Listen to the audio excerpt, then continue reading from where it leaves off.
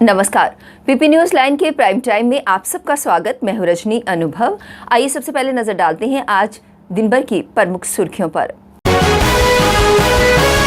पेंगोंग झील में हुड़दंग मचाने वाले पर्यटकों के खिलाफ पुलिस ने शुरू की कार्यवाही।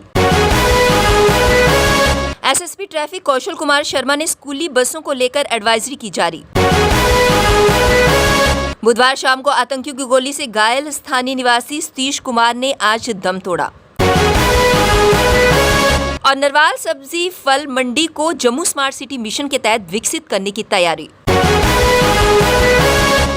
पूर्वी लद्दाख में वास्तविक नियंत्रण रेखा पर स्थित विश्व प्रसिद्ध पेंगोंग झील में हुड़दंग मचाने वाले पर्यटकों के खिलाफ पुलिस ने कार्रवाई शुरू कर दी है, लेकिन न्योमा में वीरवार को इनके खिलाफ मामला दर्ज कर लिया गया था। इन पर्यटकों ने झील में कार चलाने के साथ शोर शराबा करने वाले पर्यटकों के खिलाफ एफआईआर दर्ज कर ली है। पुलिस ने देश विदेश से आ रहे पर्यटकों से आग्रह किया है कि वह क्षेत्र में शांति में खलल ना डालें। समुद्र तल से करीब 4500 मीटर की ऊंचाई पर हिमालय में स्थित पेंगोंग झील के बीच हरियाणा के गुरुग्राम नंबर की एसयूवी चलाते कुछ युवकों का वीडियो मंगलवार की सुबह वायरल हुआ था।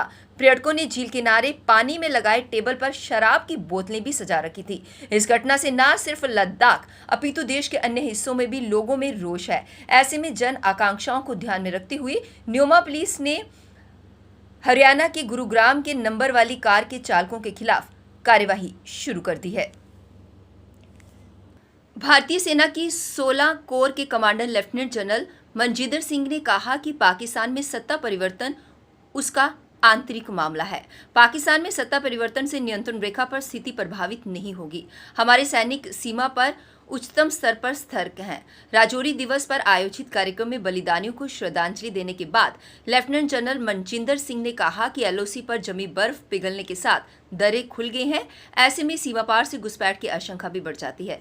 आतंकी घुसपैठ की कोशिश कर सकते हैं। उन्होंने कहा कि एलओसी के पार लॉन्चिंग पैड पर आतंकियों की संख्या आकलन पर आधारित है।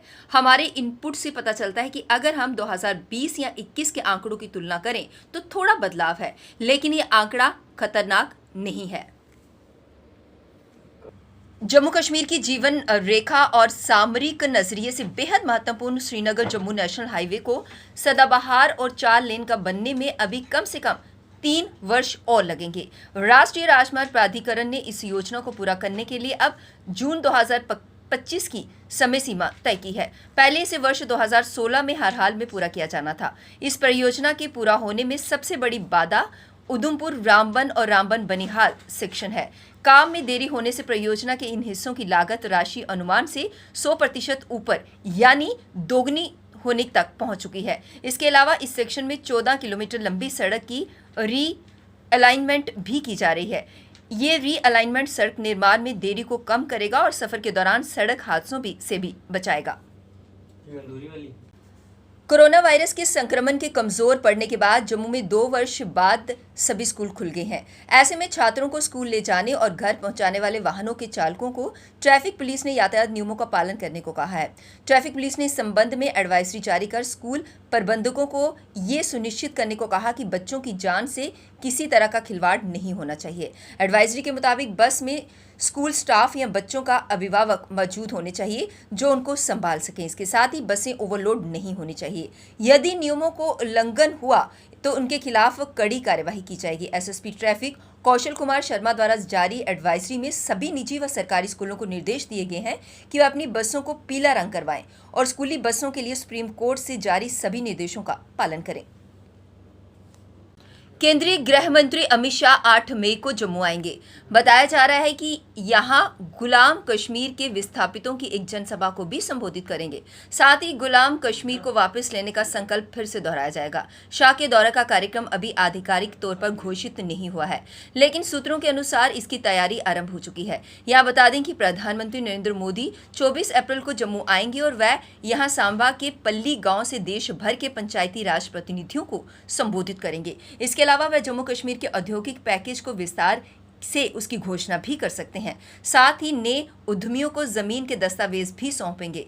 प्रधानमंत्री के दौरे के लगभग 1 पखवाड़े के बाद अमित शाह का कार्यक्रम तैयार किया जा रहा है। ये दौरा इसलिए भी अहम है कि केंद्र सरकार बार बार गुलाम कश्मीर को वापस लेने का संकल्प दोहरा चुकी है और एक बार वह जम्मू कश्मीर से उसी संकल्प को दोहराकर पाकिस्तान को स्पष्ट संदेश देना चाहती है। जम्मू शहर की व्यस्त नरवाल सब्जी मंडी की जल्द ही दशा सुधरने वाली है। यहां विभिन्न विकास कार्य तेजी से जारी है। इतना ही नहीं, नरवाल सब्जी मंडी फल मंडी को जोड़ने वाले नरवाल मार्ग को भी कंक्रीट का बना दिया जाएगा। कुछ एक महीनों में ही नरवाल मंडी सुविधाओं से लैस कर दी जाएगी। यहाँ विभिन्न निर्माण कार्य तेजी से चल रहे हैं। मंडी में फलों सब्जियों के रखने के लिए एक शेड बना दिया जाएगा, शेष काम जारी है। इसके अलावा मंडी प्लाजा का निर्माण जारी है। 4 दीवारी व शौचालयों के निर्माण कार्य की प्रक्रिया भी शुरू कर दी गई है। नरवाल मंडी में आधुनिक सुविधाओं को उपलब्ध करवाने के साथ यहाँ आने वाले व्यापारियों और किसानों के लिए विशेष प्रबंध किए जाएंगे। शहर की इस सब्जी फल मंडी को जम्मू स्मार्ट सिटी मिशन के तहत विकसित किया जा रहा है। नरवाल मंडी ताज़ा फलों और सब्जियों की आपूर्ति करने वाली जम्मू कश्मीर की सबसे बड़ी मंडी है। करीब 9.25 करोड़ रुपए की लागत से इसे विकसित किया जाना है। यहाँ रोजाना 10,000 के करीब व्यापारियों ग्राहकों की आवाजाही होती है। नरवाल मंडी के चारों तरफ खूबसूरत 4 दीवारी बनाई जा रही है। इसके अलावा नरवाल मंडी में 3 मंजिला मंडी प्लाजा भी बनाया जाएगा।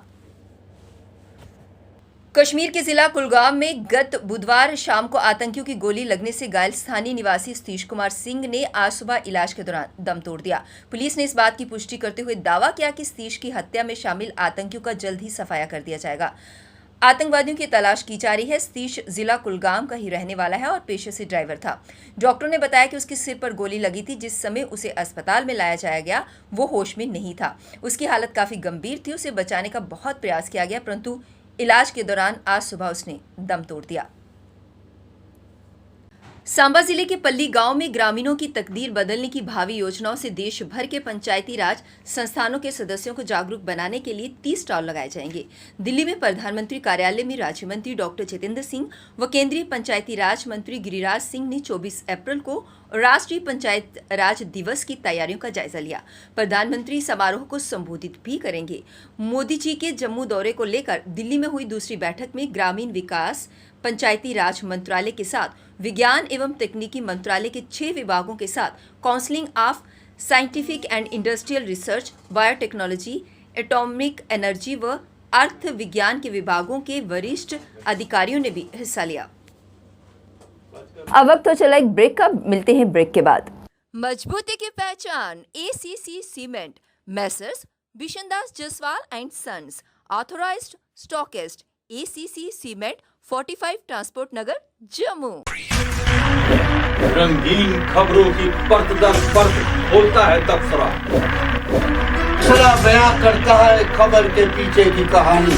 तीर पंचाल से सब कुछ दिखता है।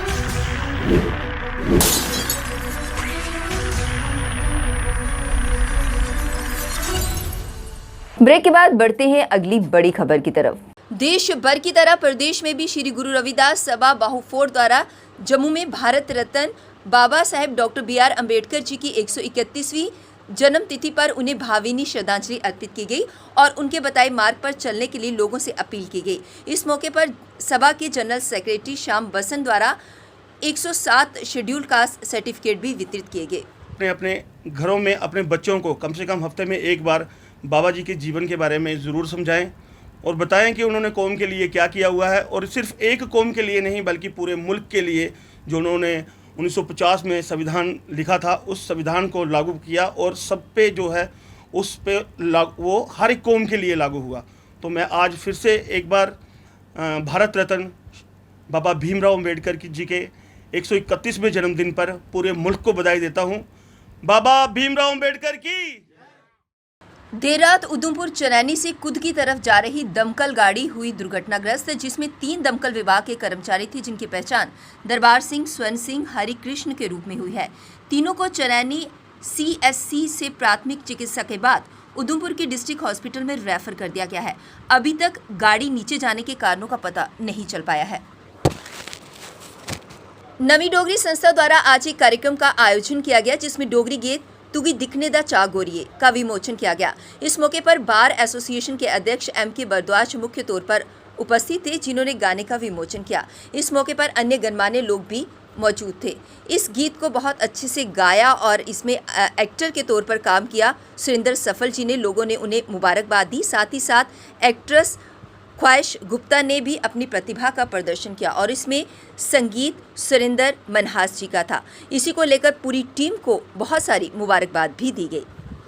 हाय एवरीवन, सो मेरा आज तू की दिखने दा चाक गोरी डोगरी सॉन्ग रिलीज़ हो चुका है। सो आप सबका ज़्यादा से ज़्यादा प्यार चाहिए और ऐसी सपोर्ट करते रहे। यूट्यूब चैनल सफल म्यूज़िक प्रोडक्शन प्रेजेंट पे आ चुका है। गाना सब्सक्राइब कीजिए और ज़्यादा से ज़्यादा शेयर कीजिए। और मैं यही चाहती हूँ कि मैं बॉलीवुड में भी जाकर अपने जम्मू का नाम रोशन करूँ और अपनी डोगरी को प्रमोट करूँ। Thank you. PP news line के प्राइम टाइम के आज के इस अंक में बस इतना ही। मुझे और मेरी पूरी टीम को दीजिए इजाज़त और आप देखते रहिए पीपी न्यूज़ लाइन। नमस्कार। जम्मू में आई टेस्टिंग की साइंटिफिक और मॉडर्न टेक्नोलॉजी के लिए हमेशा याद रखें जेम ऑप्टिशियंस, जहां पर रखा जाता है आपकी हर जरूरत का ख्याल। Gem opticians with the facility of eye exercise, A scan, biometry, pachymetry और ऑटोमेटेड फील्ड एनालाइजर। और हाँ, हमारे यहाँ बढ़िया क्वालिटी के ब्रांडेड स्पेक्टिकल्स, सनग्लासेस और कॉन्टेक्ट लेंसेज मिलते हैं। आपका भरोसेमंद एक ही नाम, Gem opticians, Gandhinagar. Gem opticians, Nai Basti. Gem opticians, Amphalla. Gem opticians, Trikuta नगर।